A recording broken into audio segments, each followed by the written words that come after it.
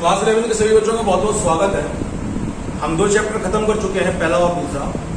आज मैं आपको तीसरे चैप्टर के ऊपर पढ़ाने का कार्य कर रहा हूँ। आज मैंने जो नया चैप्टर स्टार्ट किया उसका नाम हाइड्रोजन है। तो बेटा 2 चैप्टर में जो बच्चों को दिया है उनको मैं नोट्स प्रोवाइड करा दूंगा। नोट्स प्रोवाइड हो जाएंगे, किसी प्रकार की कोई दिक्कत या समस्या हो तो मुझसे आप डिस्कस कर सकते हैं। आज मैं तीसरा चैप्टर स्टार्ट कर रहा हूँ जिसका नाम है हाइड्रोजन। आइए हम वीडियो को स्टार्ट करते हैं। देखिए, आप जो हाइड्रोजन के बारे में बात कर रहे हैं, हाइड्रोजन इंट्रोडक्शन में देख लीजिए, इंपॉर्टेंट चीजें कुछ। यह पृथ्वी पर तीसरा सबसे अधिक मात्रा में पाया जाने वाला प्रमुख रूप से तत्व है। सबसे अधिक मात्रा में पाई जाती है ऑक्सीजन, दूसरे नंबर पर सबसे अधिक मात्रा, तीसरे नंबर पर पाई जाने वाली सबसे अधिक मात्रा में पाया जाने वाला तत्व जो है वह प्रमुख रूप से पाया जाने वाला हाइड्रोजन। समस्त ज्ञात तत्वों में यह सबसे हल्के तत्व के रूप में जाना जाता है। इसके परमाणु में एक प्रोटॉन और एक इलेक्ट्रॉन उपस्थित रहने का कार्य करता है। इसको हम H2 के द्वारा लिखकर प्रदर्शित करने का कार्य करते हैं। यह आवर्त सारणी का प्रथम सदस्य है, जिसके कारण इसे हम उसे प्रोटियम कहते हैं। प्रथम सदस्य है इसलिए हम क्या कहते हैं, इसको प्रोटियम कहते हैं। प्रोटियम का अर्थ होता है प्रथम, मतलब एक ऐसा तत्व जो सबसे पहले आवर्त सारणी के अंतर्गत करने का कार्य किया जाता है। सन 1766 ईस्वी में एक वैज्ञानिक हुए थे sir Henry Cavendish. Sir Henry Cavendish ने लोहे के तनु अम्ल की अभिक्रिया से निकलने वाली जो गैस थी उसको प्रमुख रूप से पाए जाने वाली निकलने वाली ये जो गैस थी इसको प्रमुख रूप से हाइड्रोजन का क्या दिया, नाम दिया। और इन्होंने यह सिद्ध किया कि निकलने वाली यह गैस प्रमुख रूप से ज्वलनशील होती है। इसकी ज्वलनशीलता के कारण पाई जाने वाली प्रमुख रूप से गैस को ज्वलनशील वायु के नाम से हम क्या करते हैं, जानते हैं। इसके बाद सन 1783 ईस्वी में लेवोसियर नामक वैज्ञानिक आए जिन्होंने इसको प्रमुख रूप से हाइड्रोजन का क्या दिया, नाम दिया। याद रखना, हाइड्रोजन पृथ्वी पर पाया जाने वाला तीसरा सबसे अधिक मात्रा में पाया जाने वाला तत्व है। यह प्रमुख रूप से अन्य तत्वों की तुलना में सबसे हल्का तत्व है। इसमें परमाणु के अंतर्गत प्रमुख रूप से एक प्रोटॉन और एक इलेक्ट्रॉन उपस्थित होता है। इसका पाए जाने वाला अणुसूत्र हाइड्रोजन H2 होता है। आवर्त सारणी का यह प्रथम सदस्य है जिसे हम प्रोटियम के नाम से भी क्या करते हैं, जानते हैं। प्रोटियम का शाब्दिक अर्थ प्रथम से होता है, मतलब प्रमुख रूप से पहला तत्व कहलाता है इसका। इसकी खोज सन 1766 में सर हेनरी कैवेंडिश ने लोहे के ऊपर तनु अम्ल की अभिक्रिया कराकर इस गैस को प्राप्त करने का कार्य किया था। चूंकि यह गैस प्रमुख रूप से ज्वलनशील होती है इसलिए इस गैस को प्रमुख रूप से ज्वलनशील वायु के नाम से क्या करते हैं, जानते हैं। सन 1783 ईस्वी में लेविसियर नामक जो वैज्ञानिक थे इन्होंने प्रमुख रूप से इसको किसका नाम दिया, हाइड्रोजन का प्रमुख रूप से इसको क्या किया, नाम दिया। नेक्स्ट हेडिंग आती है भाई आवर्त सारणी में हाइड्रोजन की स्थिति की विवेचना के बारे में। तो हाइड्रोजन की स्थिति के बारे में बात करते हैं। तो सबसे पहला आता है हाइड्रोजन के स्थान के बारे में बात करते हैं। तो हाइड्रोजन का परमाणु क्रमांक 1 है। इसका इलेक्ट्रॉनिक विन्यास फर्स्ट S1 होता है। परमाणु में अंतिम कोश में पाए जाने वाला इलेक्ट्रॉन जो है वो S कोश में प्रवेश कर रहा है, इसलिए इसको हम प्रमुख रूप से S कक्षक के अंतर्गत रखने का क्या करेंगे, कार्य करेंगे। S के अंतर्गत इसको हम प्रमुख रूप से क्या करते हैं, S ब्लॉक के अंतर्गत रखने का क्या करेंगे, कार्य करेंगे। आवर्त सारणी में प्रथम आवर्त में ये प्रथम वर्ग के अंतर्गत रखने का कार्य किया जाता है। फर्स्ट के अंतर्गत आने वाला तत्व जिनके अंतर्गत क्षार धातुएं आती हैं। कुछ गुणों के कारण इसको 7th के अंतर्गत रखने का कार्य करते हैं। अर्थात ये ऐसा तत्व है जो फर्स्ट ए और 7th ए मतलब क्षार धातु और हैलोजन दोनों ही प्रमुख रूप से पाए जाने वाले वर्गों के बीच में प्रमुख रूप से आने का क्या करता है, कार्य करता है। इसलिए इसकी स्थिति हमेशा विवादास्पद रहती है। इसको कहाँ पे रखें, इसको हम प्रमुख रूप क्षार धातुओं के साथ रखें कि हैलोजन परिवार के साथ रखें। ये विवादास्पद प्रमुख रूप से पाए जाने वाला विषय जो है वह प्रमुख रूप से बना रहता है। यह S ब्लॉक का प्रथम तत्व है। क्यों है, क्योंकि इसके वायु कोश में केवल एक इलेक्ट्रॉन जो होता है उपस्थित रहने का क्या करता है, कार्य करता है। चलिए अगला देख लेते हैं भैया, हाइड्रोजन की क्षार धातुओं की समानता। क्या धातु क्षार धातु से क्या समानता रखता है हाइड्रोजन, इसके बारे में बताओ। इस वर्ग में इसे वर्ग फर्स्ट या फर्स्ट ए में क्षार धातु के साथ रखने का कार्य किया जाता है। क्यों, क्योंकि इसका जो इलेक्ट्रॉनिक विन्यास होता है फर्स्ट S1 होता है। ये पाए जाने वाला इलेक्ट्रॉनिक विन्यास जो होता है वो क्षार धातुओं की समानता को प्रदर्शित करता है। इसलिए इसको हम पूर्ण रूप से पाए जाने वाले S कोश में क्षार धातुओं के साथ, S ब्लॉक में क्षार धातुओं के साथ रखने का क्या करते हैं, कार्य करते हैं। दूसरी चीज अगर संयोजकता, अंतिम कोश में उपस्थित इलेक्ट्रॉन की संख्या जो होती है उसकी संयोजकता कहलाती है। इसके अंतिम कोश में उपस्थित इलेक्ट्रॉन की संख्या कितनी है, 1, इसलिए इसकी संयोजकता का मान कितना होता है, 1। याद रखना, अगली धन विद्युतीय प्रकृति में बात करें तो ये क्षार धातुओं के साथ क्रिया करती है। क्षार धातुओं के साथ ये क्रिया करने के पश्चात H+ आयन को देने का कार्य करती है। अर्थात ये एक इलेक्ट्रॉन को पूर्ण रूप से क्या कर देती है, त्याग देती है। क्षार धातुओं के समान ये भी एक इलेक्ट्रॉन को त्याग कर धनावेश को ग्रहण करने का कार्य करती है। अर्थात हाइड्रोजन जो होती है पूर्ण रूप से धन विद्युतीय प्रकृति के अंतर्गत रहने का कार्य करती है। अगली बात आती है ऑक्सीकरण अवस्था। ऑक्सीकरण अवस्था के अंतर्गत आ जाइए भाई। ऑक्सीकरण अवस्था के अंतर्गत देखिए तो इसकी ऑक्सीकरण अवस्था का मान कितना होता है, +1 होता है। अगला आइए ऋण विद्युतीय या अधात्विक तत्वों से संयोजन। तो ऋण विद्युतीय या अधात्विक तत्वों से संयोजन, तो यह प्रमुख रूप से पाए जाने वाले अधात्विक तत्वों के साथ क्रिया करके उनके हाइड्राइड्स के निर्माण का क्या करेगी, कार्य करेगी। याद रखना है किसी भी अधातु के साथ क्रिया करेगी हाइड्रोजन, तो अपने पाए जाने वाले हाइड्राइड के निर्माण का क्या करती है, कार्य करती है।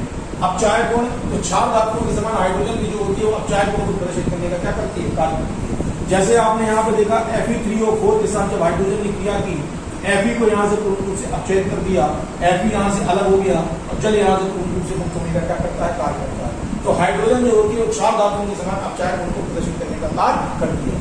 इनके इसी गुण के कारण, हाइड्रोजन के इसी गुण के कारण हम प्रमुख रूप से पाए जाने वाले इस तत्व को प्रमुख रूप से किसके साथ, क्षार धातुओं के साथ रखने का क्या करते हैं, कार्य करते हैं। अब देखते हैं हैलोजन के अंतर्गत समानता कि हैलोजन से इसकी प्रमुख रूप से पाई जाने वाली समानता क्या है। तो देखिए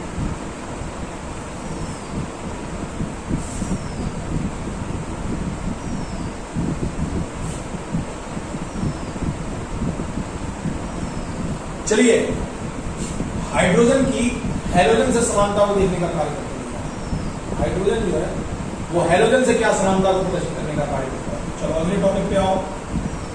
देखो हाइड्रोजन की हैलोजन की समानता, तो हाइड्रोजन जो है वो वर्ग 17 के अंतर्गत या 7J के अंतर्गत आने वाले तत्वों से भी समानता को प्रदर्शित करने का कार्य करता है। मैंने आपको पहले बताया कि हाइड्रोजन एक ऐसा तत्व है जो क्षारीय धातु फर्स्ट के अंतर्गत भी आता है और पाए जाने वाले हैलोजन परिवार के अंतर्गत भी आने का कार्य करता है। 7J में भी इसके गुण कुछ उपस्थित है और इसके कुछ गुण प्रमुख रूप से पाए जाने वाले क्षार धातुओं के समान है। इसलिए इसकी आवर्त सारणी में जो स्थिति और विवादास्पद है कि भाई इसको प्रमुख रूप से क्षार धातुओं के साथ रखें कि पाए जाने वाले प्रमुख रूप से हैलोजन परिवार के साथ रखने का कार्य करें। इसके इन्हीं गुणों के कारण इनको दोनों के बीच में प्रमुख रूप से रखने का क्या करते हैं, कार्य करते हैं।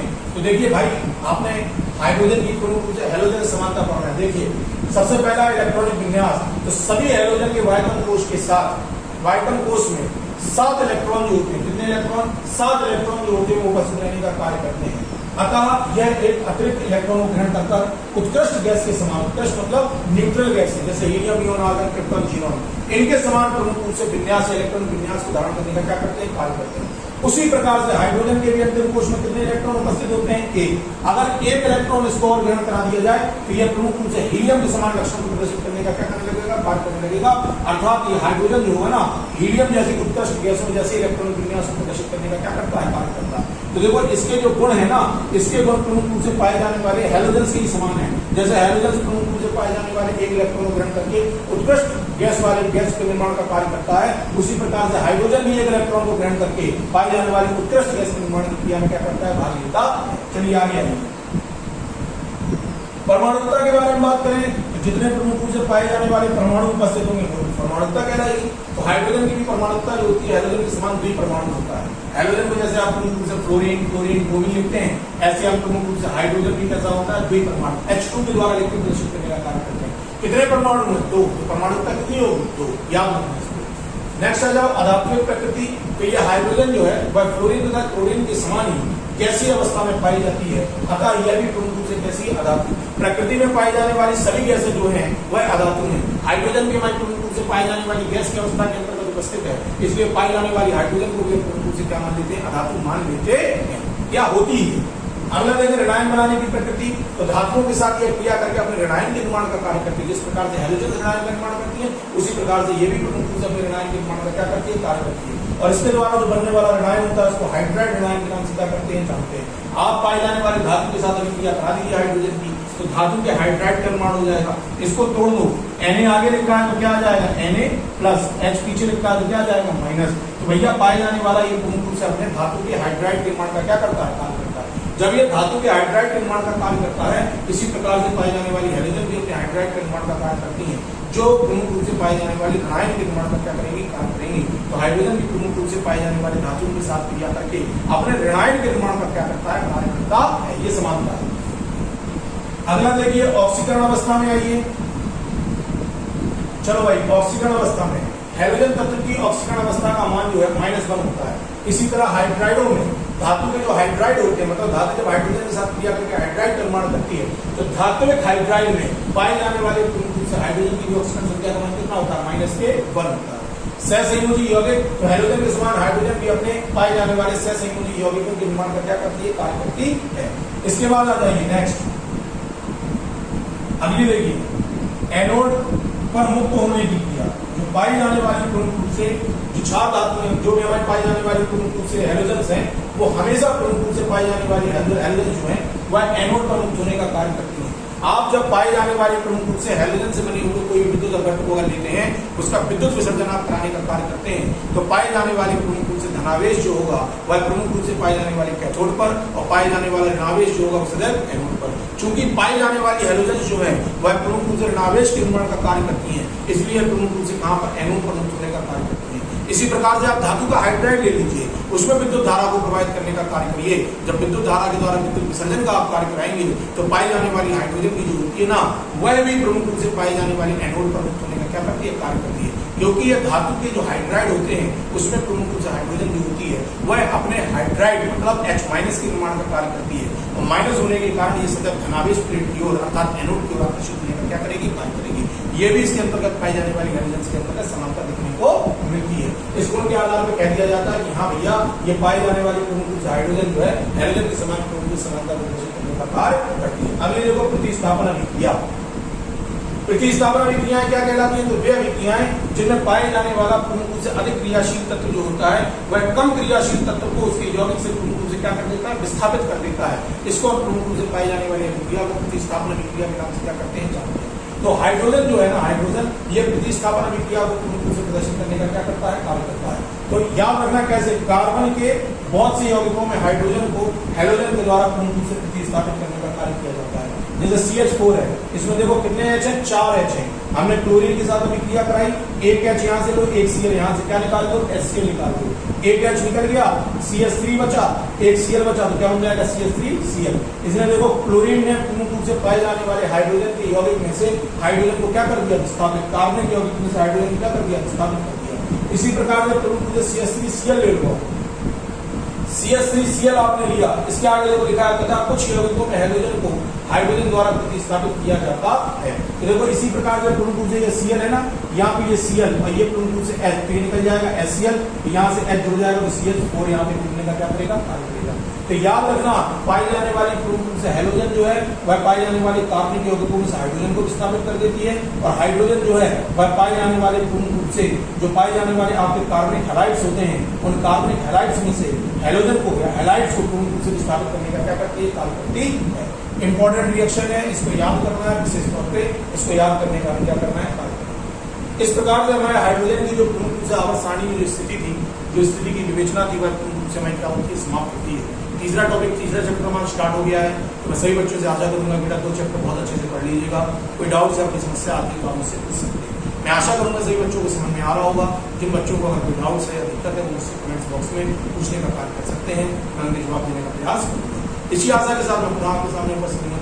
धन्यवाद, बहुत बहुत आभार आपका। चैनल अगर सब्सक्राइब नहीं किया चैनल सब्सक्राइब कर लीजिए। आपकी चैनल सब्सक्राइब करने से आपको नए नए वीडियो मिलते रहेंगे और आप पढ़ते रहेंगे। इसी आशा के साथ पुनः आपके सामने उपस्थित लिए धन्यवाद, बहुत बहुत आभार आपका। आप जो प्यार और जो लाइक दे रहे हैं इसका बहुत बहुत धन्यवाद, इसके लिए भी बहुत बहुत धन्यवाद, इसका भी बहुत बहुत आभार। Thank you.